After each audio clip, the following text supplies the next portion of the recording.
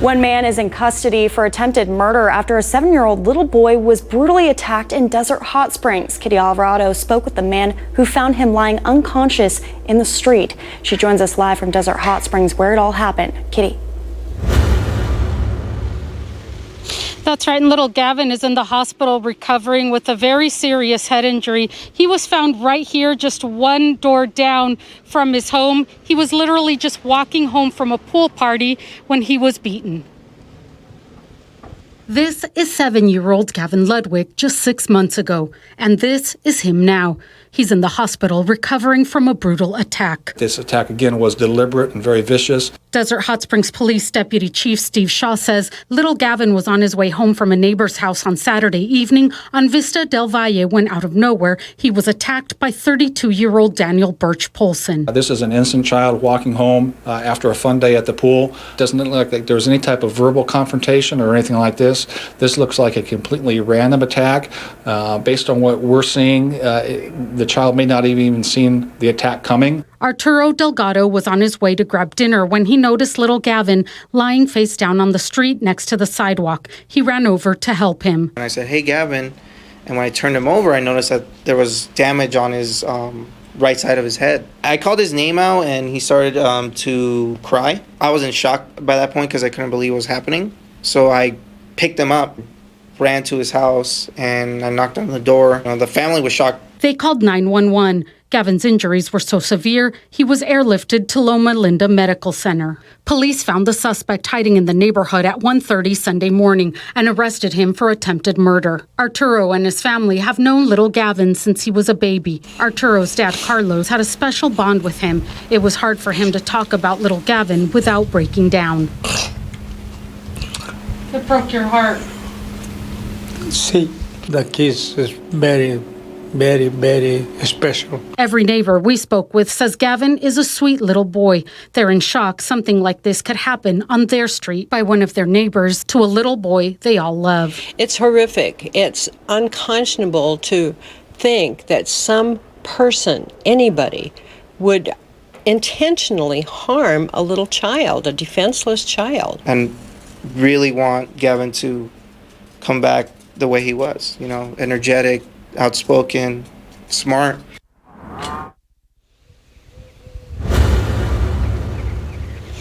And Paulson is being held on $1 million bail. And right now we have little Gavin's sister, Kaylee, who is going to give us a quick update on how Gavin is doing. How's he doing today? He was taken off the breathing tube this morning, but he's been mainly sleeping. And he wakes up and cries and kicks his right leg or his right arm. He doesn't have control over his left side of his body due to the brain injury since it happened on the right side. So he doesn't have... So he's going to need some physical therapy after all this is said and done because he doesn't have mobility on that side. Yes, that's correct. He's going to need some rehab for possibly speech therapy as well. Wow, we're so sorry about what happened to your little brother. We're all rooting for a very speedy recovery. Thank you so much. And now the family has set up a GoFundMe page. We do have that link on our website. And something else that I do want to definitely share that may encourage you to give a little bit more. This family just lost the head of their household, their dad, just 4 months ago due to cancer, and they were already struggling financially. So now with all of these bills, with little Gavin being hurt in the hospital, they're definitely really needing some support. Reporting live from Desert Hot Springs, Kitty Alvarado, back to you in the studio. All right, Kitty, thank you for your reporting. Just a devastating story right there. New details tonight about the inmate who escaped an Indio jail this weekend. Officials confirmed that Angel Aleman was released from jail in April due to COVID-19 overcrowding concerns. Aleman escaped from the John Benoit Detention Center Saturday afternoon, leading deputies on a nearly 5-hour search. He's now back in custody. Aleman was originally arrested for grand theft the day before he escaped after allegedly stealing a bank deposit bag with $140,000 from an armored vehicle. It's unclear how he escaped the jail. Show me your papers. Could you move away? No, I want to see your papers. You want to see my papers? Yes. Your immigration. It's a video that went viral. A resident of a housing complex in Rancho Mirage harassing a landscaper, asking to see his immigration papers multiple times. Rancho Mirage officials say they have completed an investigation into the incident, telling the Desert Sun it was an isolated event. The city attorney says, quote, action will be taken. Parkview Villas property managers are reportedly conducting another investigation, which could ultimately end in the woman being evicted. All right, we're taking a live look now from our Agua Caliente Casino cam. Another dry, kind of warm day in the desert, if you can believe that.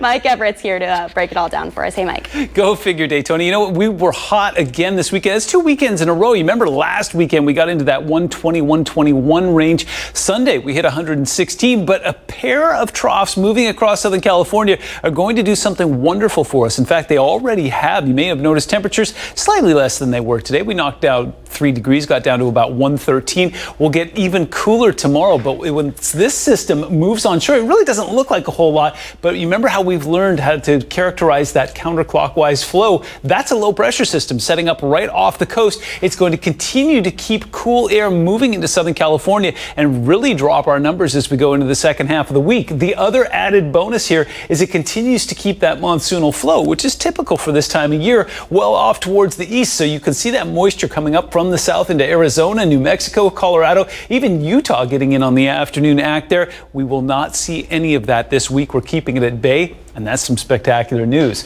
So the next 3 days brought to you by Comfort Air. Again, 113 today becomes 111 on Tuesday, becomes 109 on Wednesday. 30-year average for this time of year is 108. We're going to be below that on Thursday, and it looks like we get to hang on to it for a little bit. I'll give you the details and your full forecast in just a few minutes. Coronavirus coverage brought to you by East Valley COVID-19 testing site, serving residents of eastern Coachella Valley. A new study out of South Korea suggests kids younger than 10 spread COVID-19 about half as much as adults. But children above the age of 10 can spread the virus at the same rate as adults. Researchers suggest children may be even more likely to spread the virus at home after schools reopen. High school sports are officially delayed. The CIF made that announcement today as students get ready for an online semester. The first competitions are now scheduled to take place at the end of December. Our Olivia Sandusky is live now from La Quinta High School. She has reaction from those athletes and coaches. Olivia. Daytona, if you're ready for some high school football, I do have some bad news. You're going to have to wait all the way until January of 2021. I did speak to some athletes and some coaches out here in the Coachella Valley, though. They tell me they don't mind the delay that much, as long as it means they do have a chance to compete in their season. High school athletes are waiting for these sights and sounds to return in the coming school year, and the CIF just released an outline of what it might look like. The processes for determining whether or not kids are allowed back on campus have not changed at all. The CIF office has just put a framework in place that we can plan for, that hopefully kids are allowed by that time. The sports calendar is now broken down into 2 seasons instead of 3. The fall will have football, boys and girls cross country, volleyball, and water polo. Spring includes sports like basketball, golf, baseball, softball, and swimming. Start dates have been delayed as well, with football season beginning in January, potentially impacting dual athletes. It's going to be different because usually I have like the break going into baseball. But now I have to, if we make a far run into football for playoffs, I have to transition over really quickly into baseball. But I think it's going to be nicer because it's not going to be as hot over summer. The workouts are going to feel better and stuff like that. And some athletic directors say the schedule also poses logistical issues. We share a pool with Cathedral City High School. So we're going to have boys and girls water polo together in the same season for 2 schools at the same pool. We're already busy when you have 3 full sports, but now, with supervision and busing and transportation, and it's going to be pretty challenging. While the new schedule doesn't guarantee sports will be taking place, many athletes remain hopeful this season will happen. I've just been waiting to come back, show the Valley what I could do, really, and what our whole team could do. held a press conference today. They say while that is the plan for now, they are listening to health guidelines and those released by Governor Newsom and will make adjustments to these seasons as necessary. Reporting live in La Quinta, Olivia Sandusky, NBC Palm Springs. All right, thank you, Olivia. Let's take a look at the latest COVID-19 numbers from Riverside County and the entire Coachella Valley. The county doesn't report numbers on weekends, so these are since Friday. Over 1,200 new cases were reported in Riverside County today, 870 of those in the Coachella Valley. Only one new death was reported in the county, and that was from the Coachella Valley. For some perspective, take a look at this graph from Riverside County Public Health. This shows each day's reported cases. That spike you see is from 2 weeks ago when we set new daily case records multiple times. This graph right here tracks the number of daily tests in the county and how many of those were positive. The most recent data confirms our positivity rate is just below 15%. That means around 15% of people tested in this county were positive for COVID-19. And finally, this is a look at the trajectory. You can see about a month ago, it looked like we were on the way to flattening that curve. We've heard that phrase before, but as the county reopened, confirmed cases also began to rise. The Cabazon Band of Mission Indians postpones all concerts at the Fantasy Springs Resort Casino Special Events Center until 2021 due to COVID-19. However, the casino, hotels, and restaurants will all remain open. The resort says they have measures in place, including mandatory face masks, social distancing, and temperature screenings. New dates have been set for concerts. You can see those on our website. They're all online.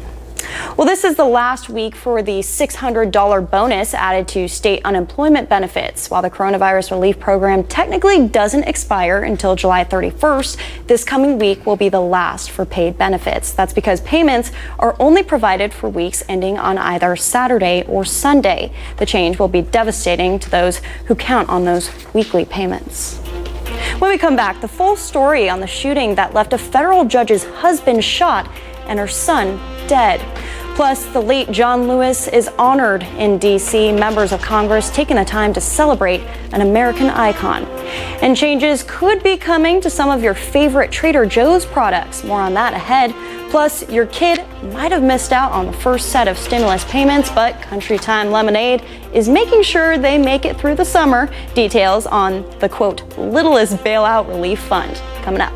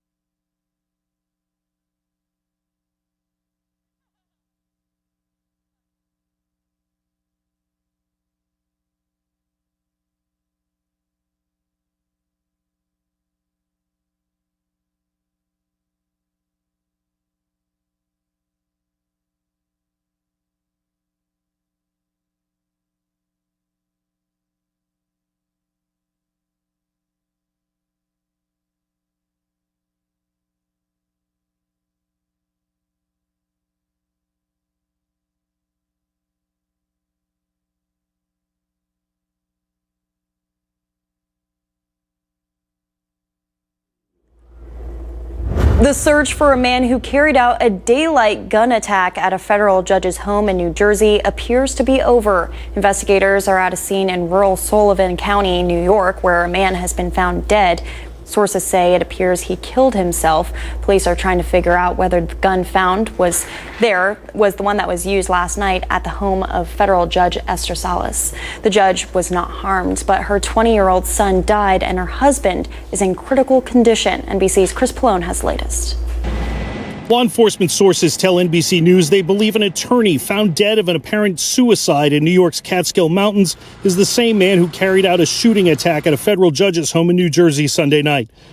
The discovery came as the U.S. Marshal Service, the FBI, state and local police spent the day combing a North Brunswick, New Jersey neighborhood for clues after a man said to be posing as a FedEx delivery driver went to the home of federal judge Esther Salas Sunday night and shot her husband and son when they came to the door. I don't think Esther had an enemy in the world. 3 law enforcement sources told WNBC Salas was in the home's basement when the shooting happened around 5 Sunday afternoon. My neighbors said they heard 5 or 6 gunshots happen. Salas's husband, defense attorney Mark Anderl, and their son Daniel were shot several times. Just gut-wrenching. The city's mayor at a loss to explain why this happened. For such devoted, accomplished, good people, it's just unthinkable. President Obama appointed Salas to the federal bench in 2010, the first Hispanic woman ever to serve in that role in New Jersey. And while Salas presided over several high-profile cases, including the trial of one of the Real Housewives of New Jersey and a current lawsuit against Deutsche Bank, the motive for the attack is still unclear. Chris Pallone, NBC News. In a statement, FedEx said it's cooperating, working with law enforcement in its investigation. When we come back, the late John Lewis is remembered in D.C. Members of Congress taking the time to celebrate the life of an American icon. But first, Mike. We are tracking some breezy conditions out there. Here's our Agua Caliente cam in downtown Palm Springs showing those trees blowing around. But the great news is it's blowing in some cooler air. We'll take a look when we come back.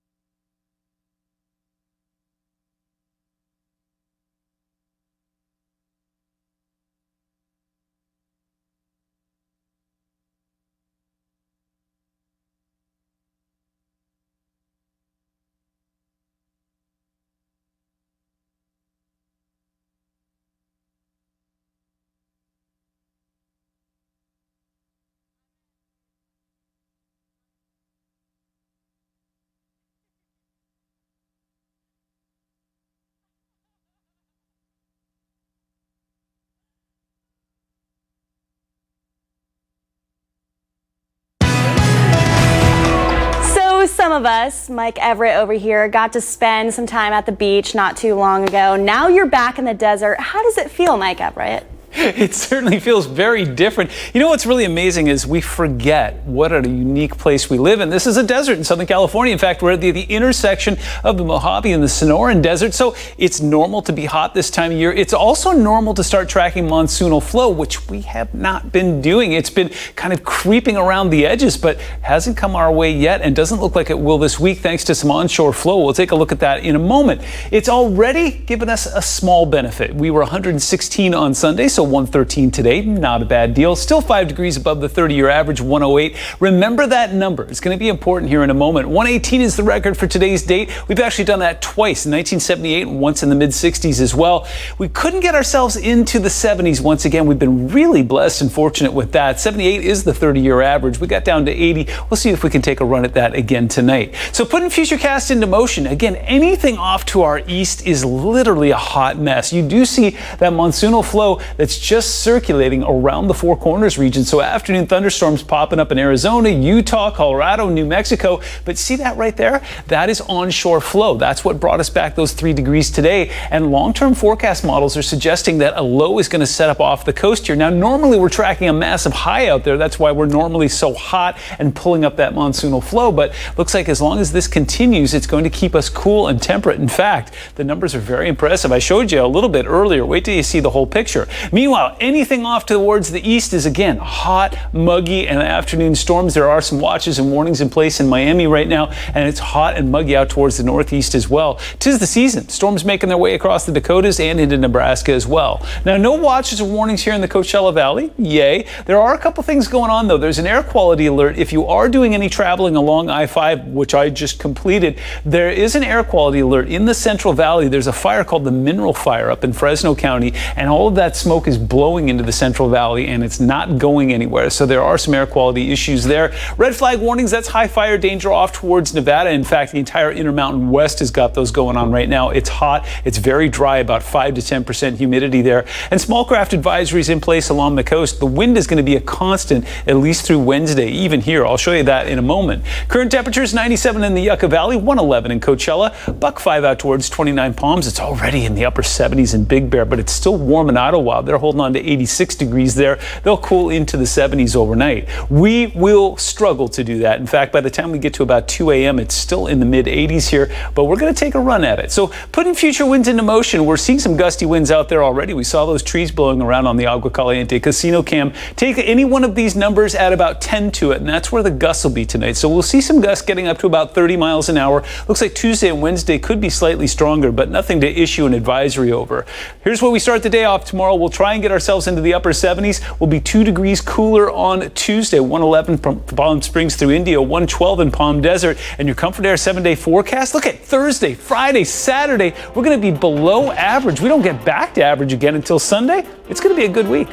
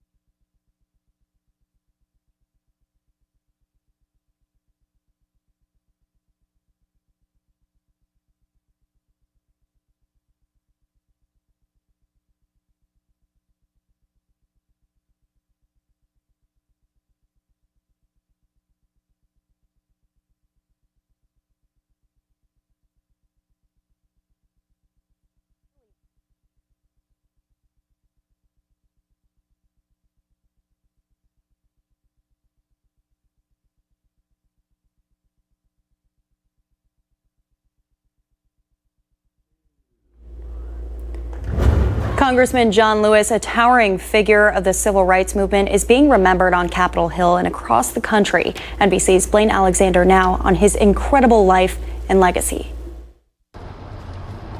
For more than 30 years, colleagues say it was John Lewis who gave Congress its conscience. When you see something that is not right, not just, not fair, you have a moral obligation to say something, to do something. This morning on Capitol Hill, flags lowered in his honor. President Trump tweeted he is saddened by the congressman's death. Lewis honored by all 4 living former presidents, including President Obama, who wrote he loved this country so much that he risked his life and his blood so that it might live up to its promise. From House Speaker Nancy Pelosi, he was fearless in his pursuit of a more perfect union. One of the original freedom fighters, Lewis was just 23 when he took the podium at the March on Washington. We are tired. We are tired of being beaten by policemen. He sealed his place in history in Selma, Alabama on Bloody Sunday, beaten to the ground on the Edmund Pettus Bridge as he marched for voting rights. Now many are demanding that bridge bear his name. Edmund Pettus was a grand wizard of the Ku Klux Klan. To take his name off that bridge and replace it with a good man, John Lewis, the personification of the goodness of America. Lewis shared a special relationship with Dr. Martin Luther King Jr. His daughter, Reverend Bernice King, remembers the man she knew as Uncle John. What do you want people to take from his legacy? But John Lewis resisted without reacting in a violent way. And yet he survived. And he survived to not only be elected into Congress, but to serve in Congress 2 terms under the first African-American president. In downtown Atlanta, the heart of the district he served for 17 terms, tributes for a man who was larger than life. What do you want your grandsons to know about his legacy? That he stood for truth and justice. I was down here downtown on a march about a couple of years ago, and he was right in the thick of it. He was right there with us. He was in the streets with the people protesting. And I really just came out here to feel his power and feel his legacy and to carry on his legacy by remembering him. That was Blaine Alexander reporting. So far, no announcement on funeral plans for the late John Lewis, but Georgia Democrats have already selected his replacement. State Senator Nikema Williams will replace Lewis on the ballot in November. Nobody could possibly fill the shoes of Congressman Lewis. We need someone who is not afraid to put themselves on the line for their constituents in the same way that Congressman Lewis taught us to. And I would be honored if you chose me to be that person. Williams has served in the Georgia State Senate since 2017 and is the current chair of the state Democratic Party. She will face Republican Angela Stanton King in November. Lewis's seat will remain empty until the governor of Georgia schedules a special election. Coming up after the break, a vicious, deliberate attack leaves a 7-year-old child in the hospital. Details on what happened and the little boy's condition coming up. And the CIF makes a major announcement, essentially pushing back all high school sports. More on that next. Plus, classrooms aren't the only thing that will look different when kids return to school. Spending is also going to drastically change. After the break, we'll talk to all 3 local school districts to see what they're planning.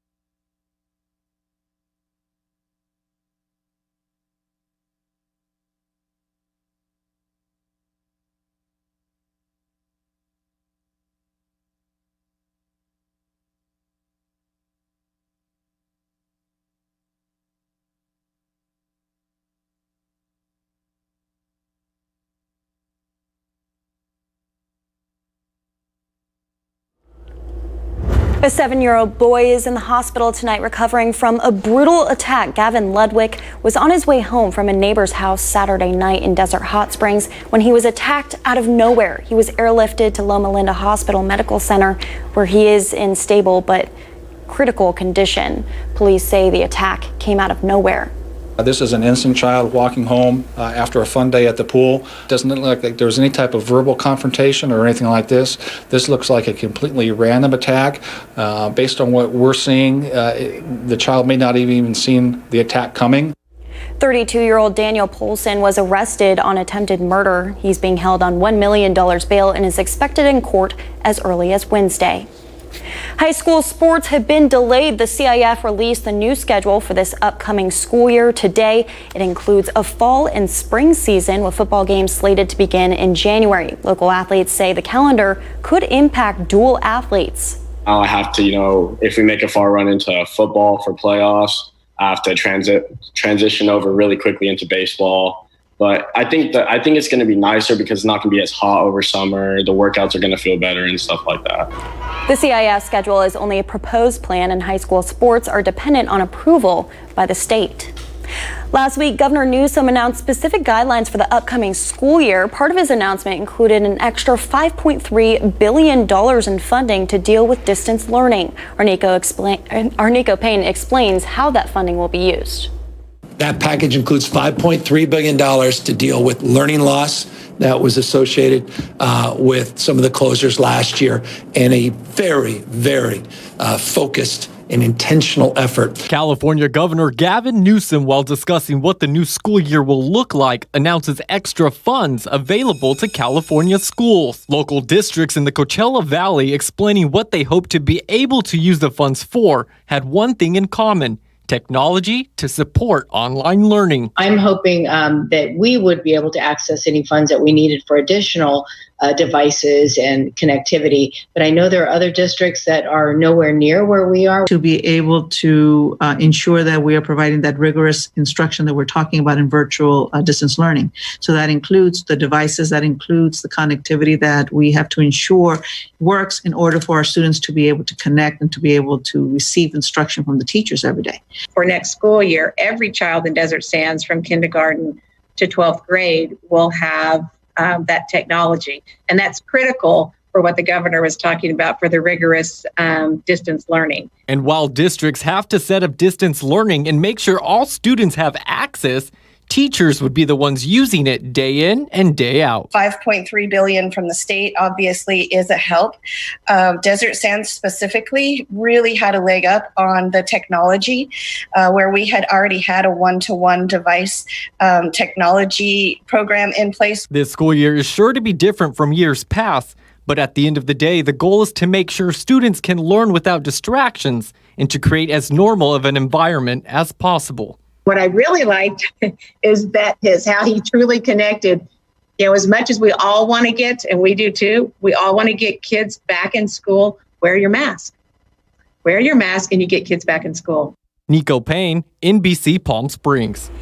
All right, we're taking a live look now from our Agua Caliente Casino cam right over Rancho Mirage. We're going to check in with Chief Meteorologist Mike Everett for a look at your forecast. Hey, Mike. Hey, Daytona tracking some beautiful blue skies out there. In fact, not a cloud in the sky. You see some of that moisture hanging around the base of the Banning Pass. That's been a constant for pretty much the entire month of July. Expecting to see more of that build on Thursday and Friday as we're expecting more onshore flow. A lot of times we use this terminology, highs and lows and troughs and onshore, offshore. Well, a lot of times when we're talking about offshore flow, as we very often are this time of year, that means warm, dry air is coming across the deserts, heating us up and drying us out. Well, what's extraordinary about this week is that we've got a low pressure system that's forming just off towards our south and our west here. And what that's going to do is keep the flow onshore. It does a couple things there. It keeps temperatures regulated. In fact, wait till you see the numbers. They're amazing. But it will also keep things cool along the coast as well and keep some of that fog pushing into inland areas. So if you like that beautiful view that we just saw, courtesy of our camera, you're going to be seeing more of that this week. Another great thing about onshore flow is it keeps all that monsoonal moisture that we're normally tracking this time of year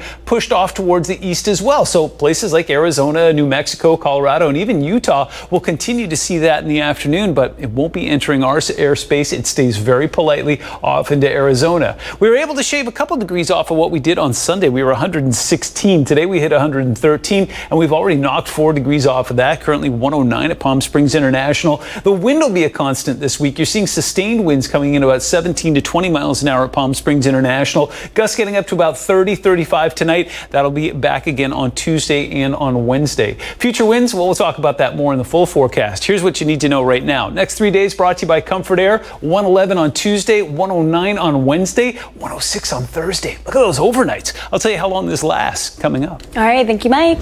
More than 1,600 people have signed a petition calling on Trader Joe's to eliminate product names that they consider racist. Ethnic foods have names like Trader Ming's, Arabian Joe, and Trader Jose. A company spokesperson says the branding was supposed to be, quote, a lighthearted attempt at inclusiveness, but says it's clear the names have the opposite effect. Trader Joe's is in the process of updating its labels.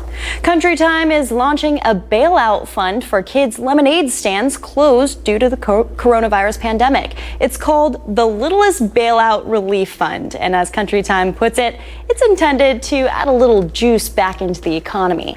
Country Time says it will send stimulus checks to kids who can't operate their lemonade stands this summer through August 12th. All the entrepreneurs out there, parents of children age 14 or younger, can apply on countrytimebailout.com for a chance to win $100. 1,000 winners will be chosen at random. Coming up after the break, an update from Major League Baseball, the NBA, and the NFL. We'll go around the sports world when we come back. And Major League Baseball's opening day is now just days away. And after the break, we'll tell you who's thrown out that first pitch. Bet you're wrong. And many of our roads are named after stars like Frank Sinatra, Bob Hope, and Dinah Shore. But even some lesser-known celebrities have their own streets. Just ahead, the man behind Crosley Road in another Our Deserts Past.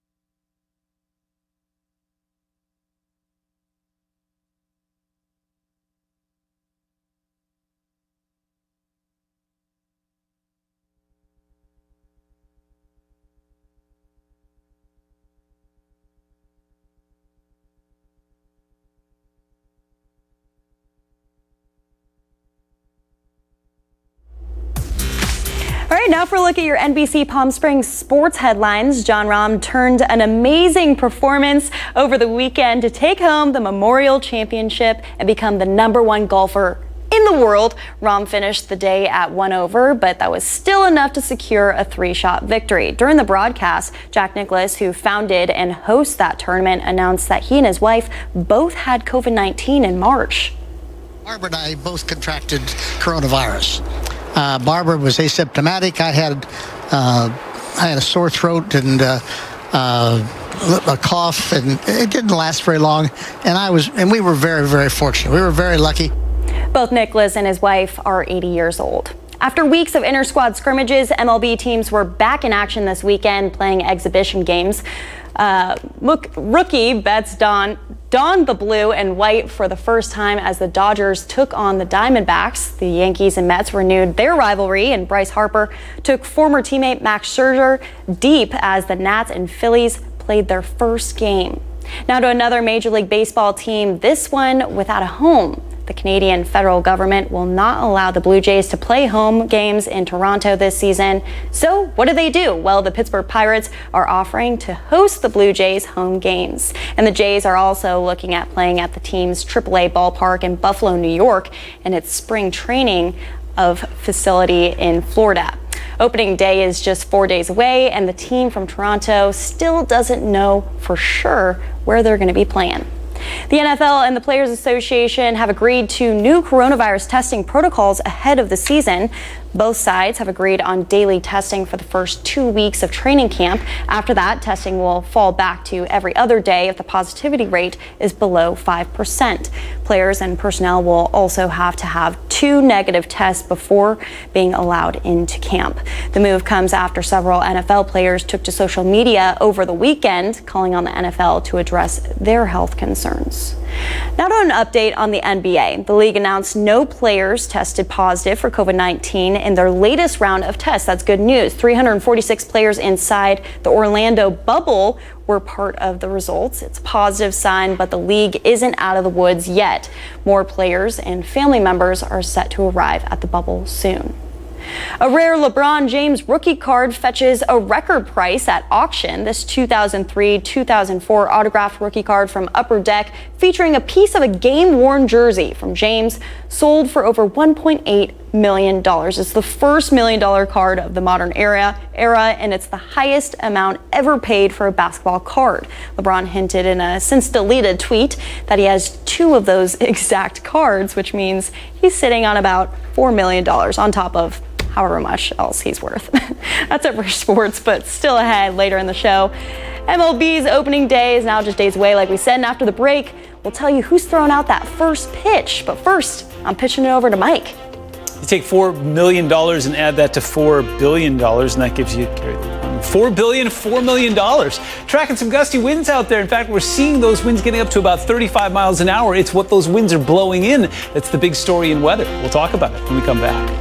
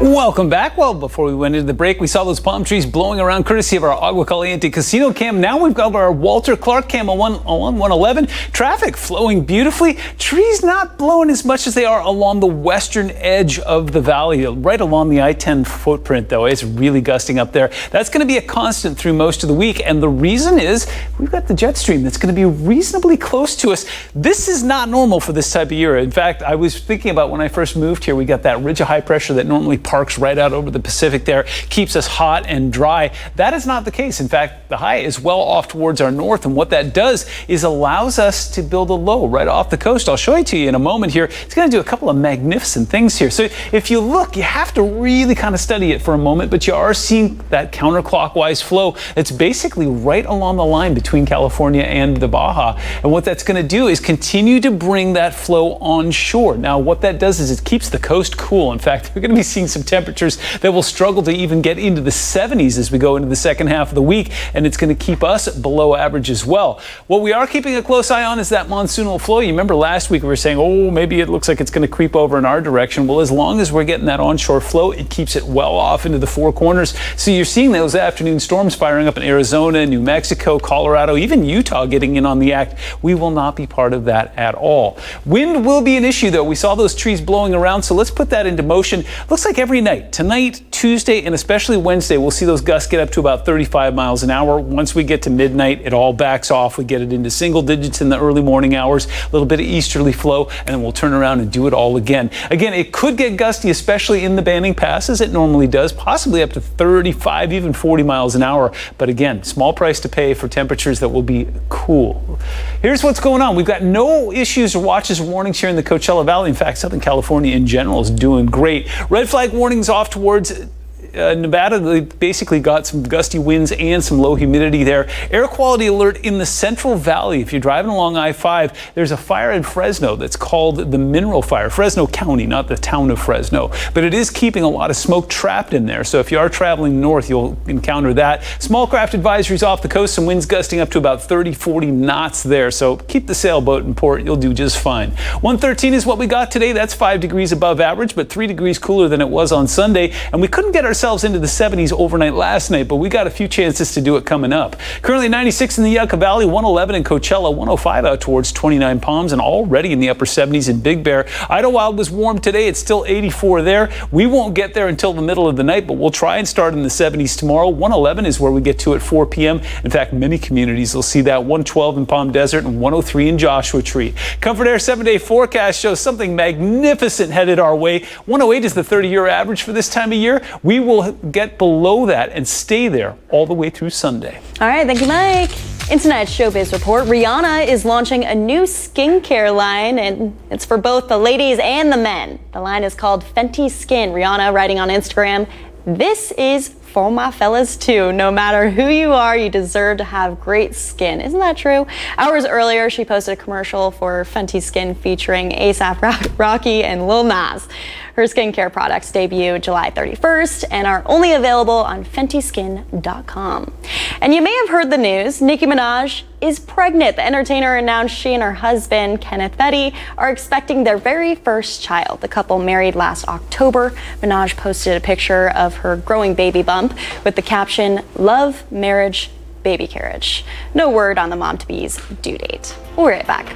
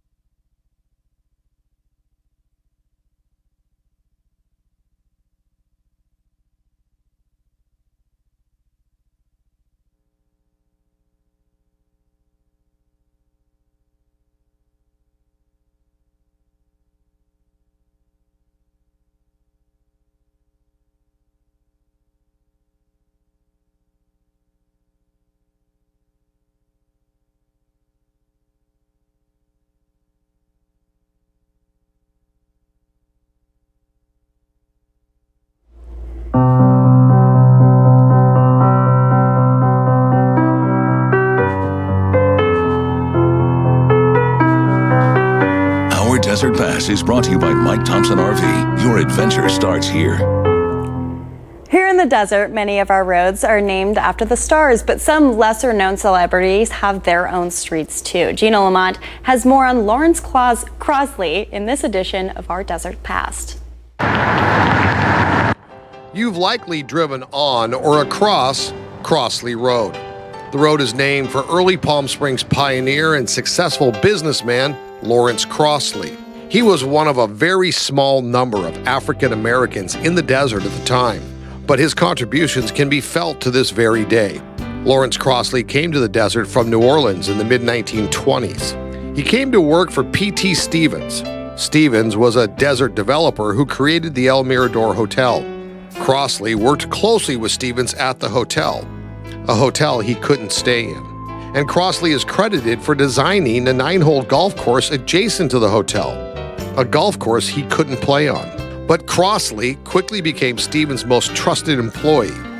Crosley joined other early Palm Springs pioneers in the development of the Whitewater Mutual Water Company. He took the water from the Whitewater River and piped it into Palm Springs. Crosley then began to invest his own money in land and restaurants, laundromats, a tea and cosmetics company.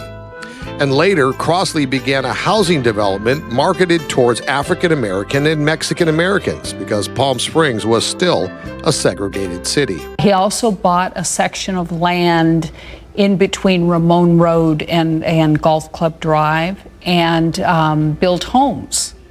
And he sold those homes. They were veterans' homes, GI homes that could be sold on the GI Bill.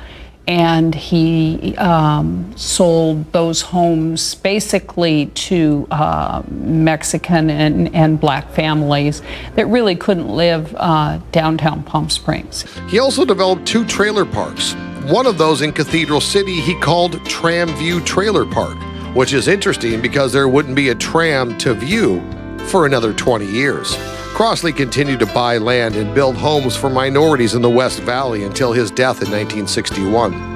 Despite being handicapped at the outset by discriminatory housing restrictions in Palm Springs, Crosley parlayed his earnings into a significant portfolio and changed forever the city we know today.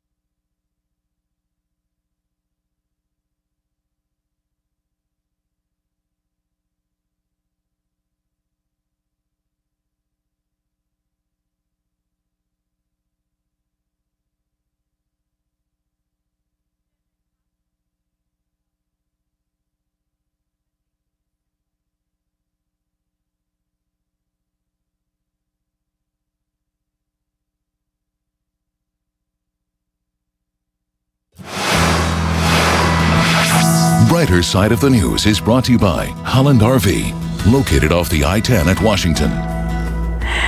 The first pitch of the new baseball season will come from Dr. Anthony Fauci. That's right, the top infectious disease doctor in the country has accepted an invite from the Washington Nationals to toss the ceremonial pitch on Thursday night. I will definitely be watching that.